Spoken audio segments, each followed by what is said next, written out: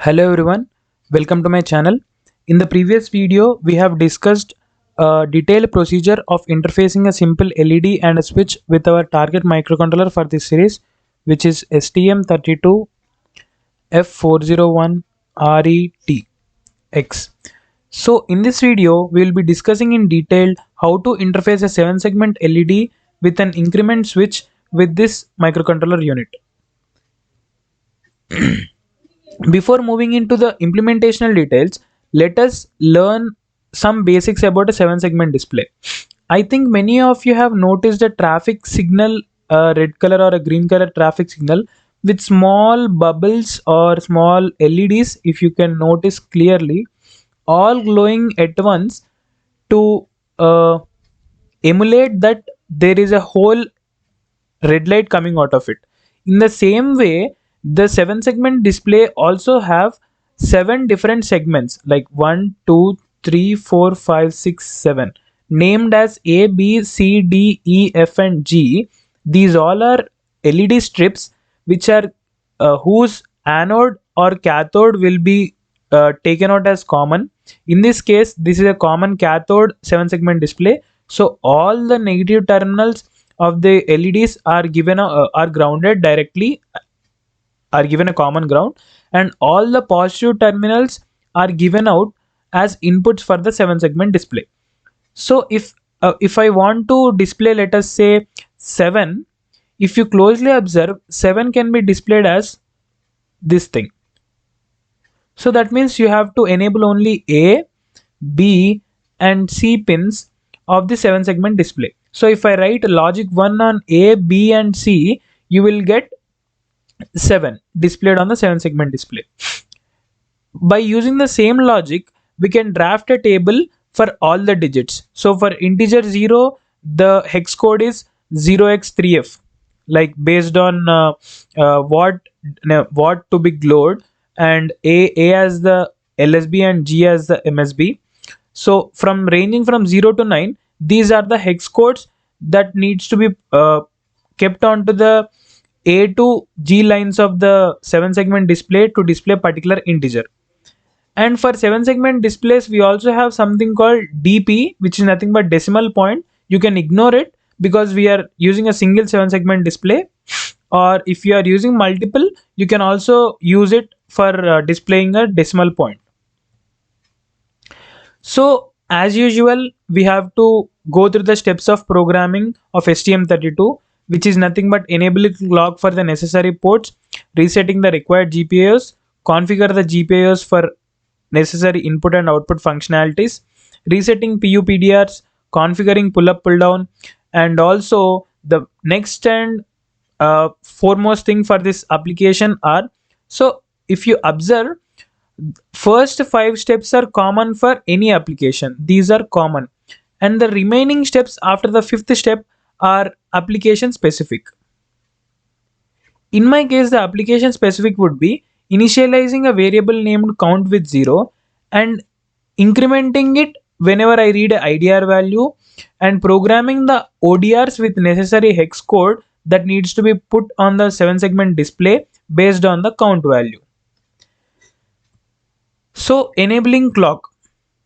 In the previous video, I have detailedly discussed why to choose a register uh, from the RCC, which is register and clock control, which register to be chosen and why to be chosen. If anyone have missed it by any chance, there will be a link popping up right now. You can click on it and view it.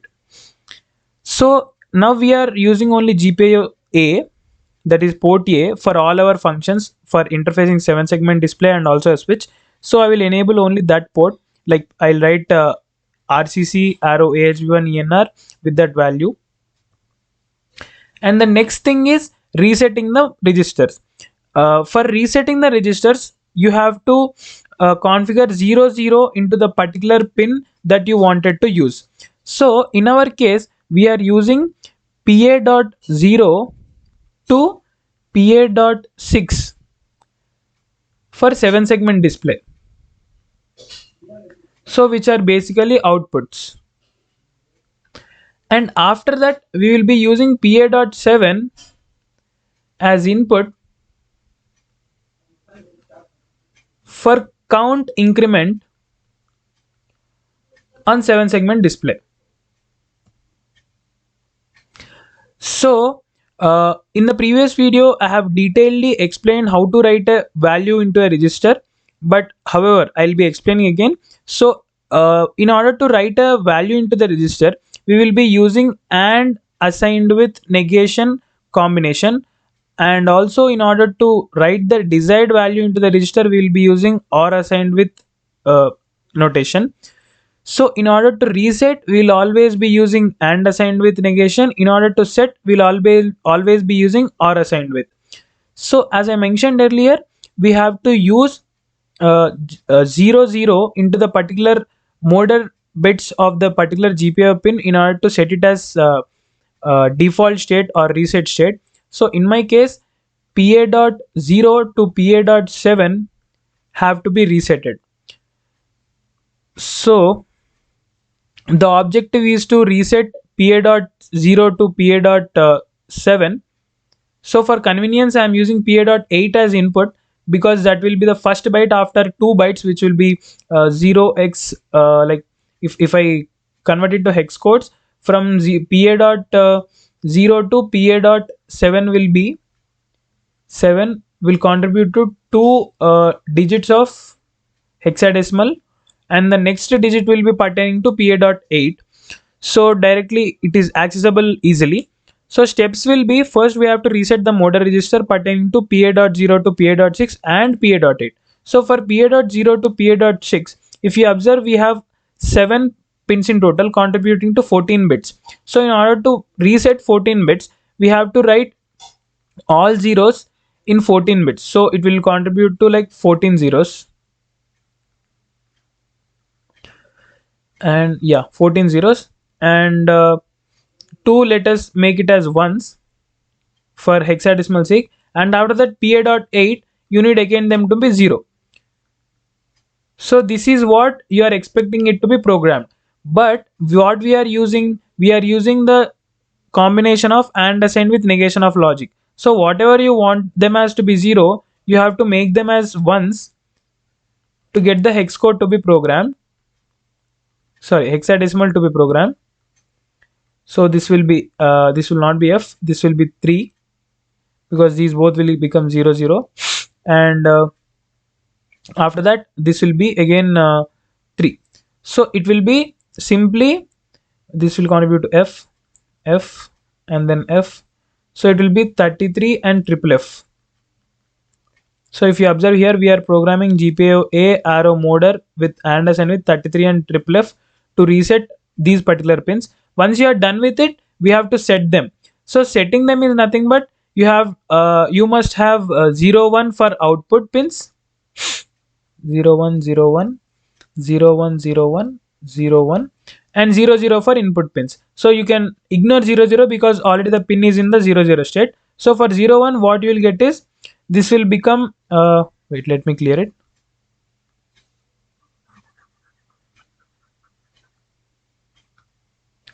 So this will become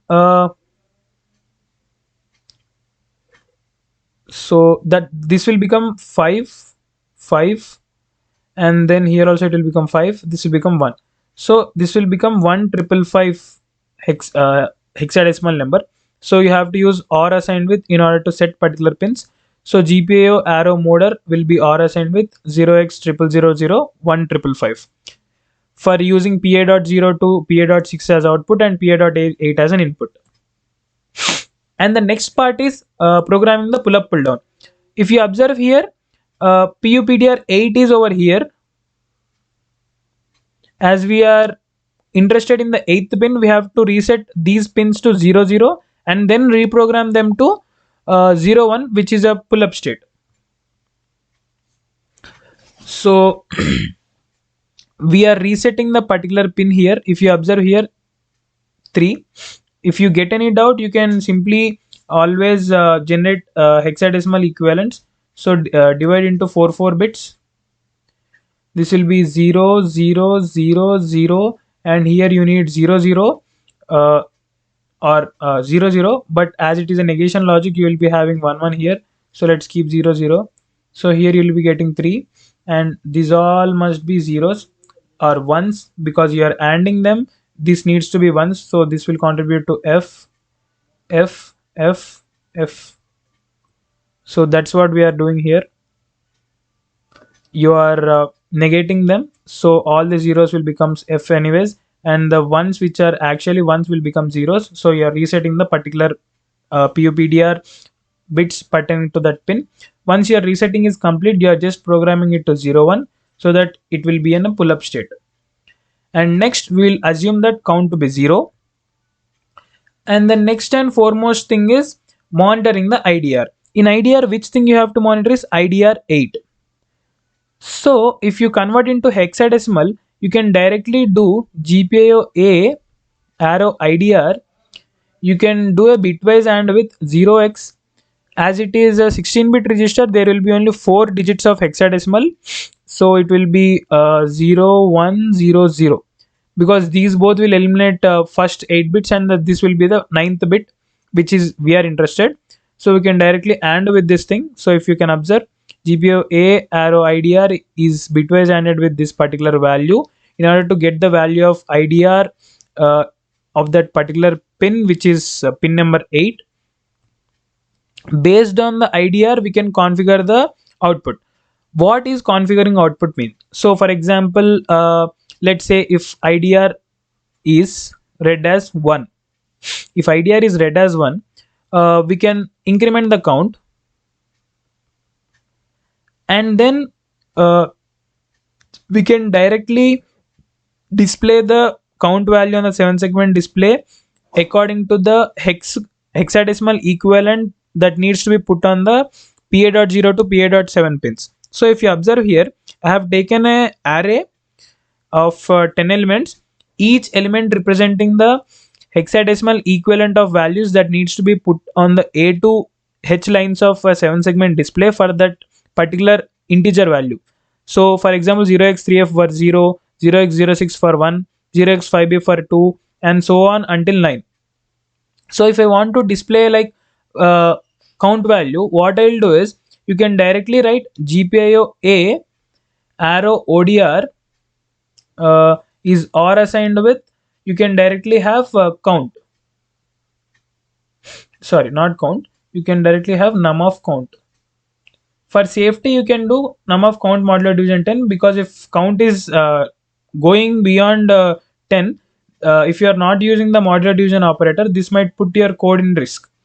So the next thing is, as you are using an OR operator here, you have to make sure that you are resetting, or yeah, you are resetting the ODR using AND assigned with negation of that particular pins, which is 0x, if I am not wrong, 0 0 and FF. You can do this, and after doing this only you have to programming using the OR assigned with. So this is the final code that you will get. If you observe here, here this is the additional step or measure that I am taking. So if I am reading the GPIO IDR pin as 0, that is, as it is a pull up, as it is programmed as pull up, when the button is pressed it will be reading 0. So when it is reading 0, I am holding on until the user is releasing the key. So if you observe here, while GPIO A arrow IDR is equals to 0, it is a bodiless while loop. So it will wait until the user is releasing. So I am converting a level triggered, not it is not an interrupt. I am converting a level triggered input to a edge triggered input. So that the count will not be incremented multiple times. So after this, I'm incrementing the count, modular division with 10, and then GPIO ODR, I'm directly assigning the value. You can directly assign it, or you can do as I have mentioned earlier, which is like resetting the ODR and then doing OR assignment. And next comes the simulation part. So this is the code that I have been discussing with you in the PPT. This is the Keil version. Once you have typed the whole code, you have to compile it and then build it. Before building and compiling, you have to make sure that in the output configuration of flash tools, you're ticking the create hex file option, so the hex file will be created. Once the building is complete and the hex file is created, you can navigate to the Proteus and connect the circuit as per your code. So in my code, I have taken input A into PA.0, input B into PA.1, input C into PA.2. In that way I have taken, so I have connected in that way. And in my code, I have taken input on the PA8. So I have connected a switch over there, which is internally pull up. So I have loaded the hex file. You can see the hex file is already loaded, and you have to simulate the session. So if you can see, when I am pressing the switch, the count is incremented on the 7 segment display. After 9, the system is not crashing because I have used a modular division operator, which will continuously reassign the count value and make sure that it is always a single digit number. So this is about interfacing a single 7 segment display with an increment switch. So if you like this video and find this video informative, please do like the video and share it with your friends, and please don't forget to subscribe so that it will support me. Thank you.